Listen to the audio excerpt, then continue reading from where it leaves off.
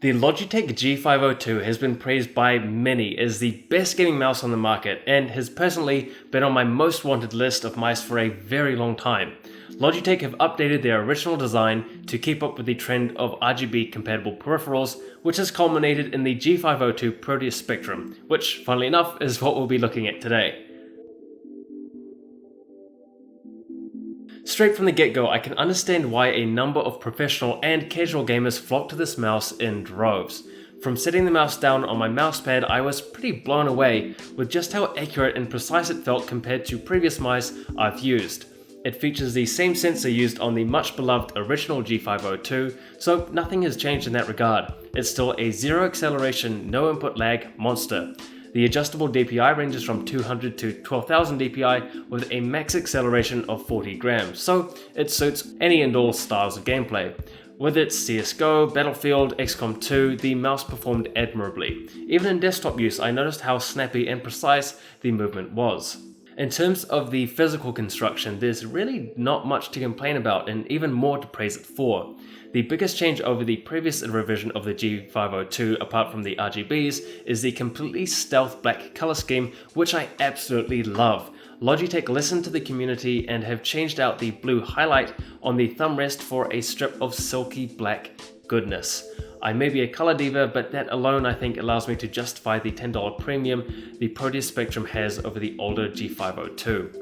Apart from the thumb strip, nothing much else has changed. The mouse is still housed within a 5.2 inch long body consisting of a mixture of matte plastic as well as some glossy plastic accent lines used to highlight the curves of the mouse. I do like the way the mouse looks overall, but the glossy plastic is still something I dislike in mice. It's highly reflective, incredibly sensitive to fingerprints, and a little bit on the cheap side. I would have loved to see a different shade of the matte material they used for the bulk of the mouse body.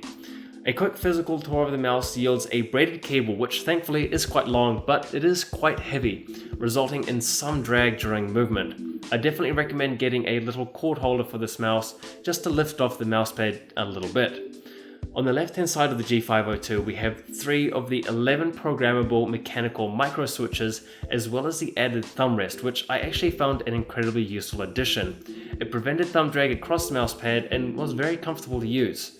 We also have the sniper button, which allows for a decreased DPI to really own in on those sniper shots in game. The right hand side of the mouse features an incredibly long but very pleasant feeling textured grip. It's the same as found as on the thumb rest and aids in the gripping of the mouse. It's a nice touch. The top of the mouse reveals a bit of a mishmash of buttons and logos, but I assure you they're actually very well thought out and blend together incredibly well.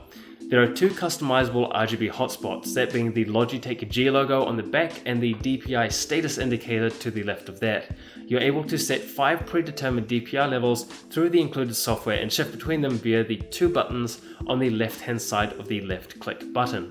I did find these 2 buttons a bit awkward to use at first, but I think that's for a purpose. I never once found myself accidentally clicking them during intense gameplay, and it's only when I deliberately hunted for them that I pressed them, so I found them pretty handy for bringing up menus or flicking through DPI settings rather than quick, accurate actions. Also on top we have the mouse wheel, which even further extends the functionality of the G502. You're able to maneuver the mouse wheel to the left or right for 2 extra programmable presses, as well as the ability to set a free scroll or click-to-click precision mode at the press of a button. The free scroll is an absolute godsend when wanting to scroll down to the bottom of long web pages or documents quickly. It's beautifully smooth, well implemented, and it's one of the main things I miss when moving to a different mouse. And of course we have the left and right click buttons. These are rated at 20 million clicks, and given the mouse is matched with a 3-year hardware warranty from Logitech, I'm inclined to believe them. They're satisfying to press, and there seems to be a suitable level of force to register a click. Not enough to accidentally misclick, but they've got it pretty much spot on. The only issue I have with how the mouse performs is the sound of the main buttons as well as the scroll wheel in the click-to-click mode. This is probably one of the loudest mice I've used in a long time. The mice buttons are bearable and you get used to them quite quickly, but the scroll wheel can be pretty obnoxious from time to time.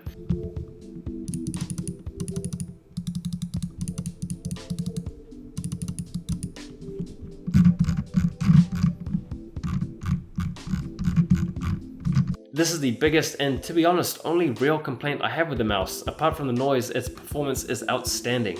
In terms of the general size and ergonomics, Logitech have also done a great job.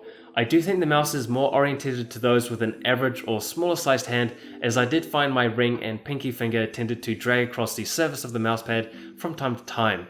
I'm a heavy palm grip user and having a relatively large hand, so that's to be expected, but even so I found myself able to adapt and use the mouse comfortably over my week's worth of testing. For those who use a claw or tip grip, or even those with an average sized hand and a palm grip, this mouse is very comfortable. As always though, ergonomics is specific to the person, so I would recommend checking out the mouse in person and seeing if the fit is right for you.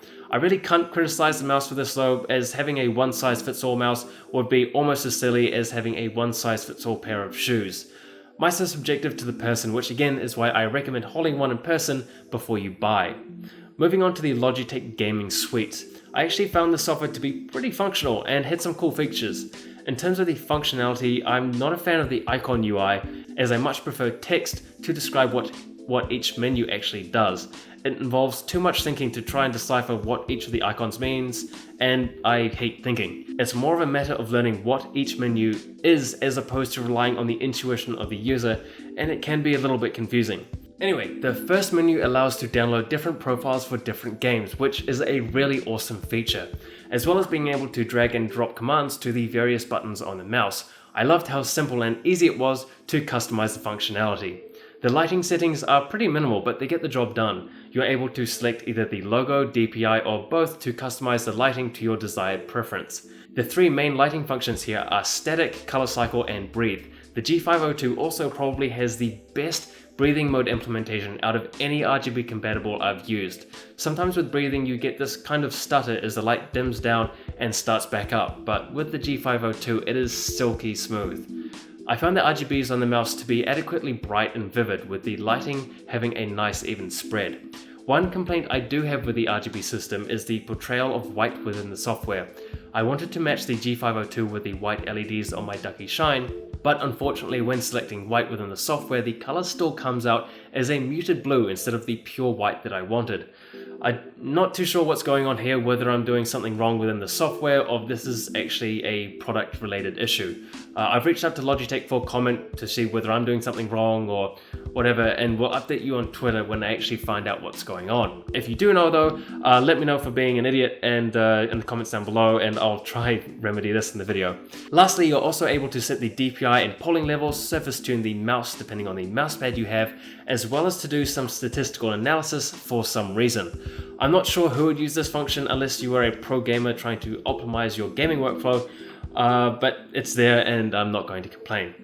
And that really sums up this review in general. There really are very few things to complain about with this mouse. The updated G502 with its sleek new stealth black look, RGB customization, and phenomenal tracking performance really borders on perfection. You get the sense that everything in this mouse was done with a sense of purpose and was all designed to synergize together. While I do have a few gripes with how loud the mouse is, the white RGB is not really looking white, and the occasional dash of glossy plastic, I can see this mouse being happily enjoyed by the vast majority of gamers out there. It's the most accurate feeling mouse I've used to date, extremely practical, and with the updated RGB customizability, it's really an astounding product. All in all, the G502 Proteus Spectrum is a very worthy successor to the original G502 and definitely deserves some serious consideration if you're looking at a mouse upgrade moving into the future. I hope you enjoyed this video, guys. Remember to cast your vote down below if you liked or disliked this video, and follow me on Twitter. I finally understand how it works, so feel free to follow. Thanks for watching, guys, and as usual, I will see you in the next one.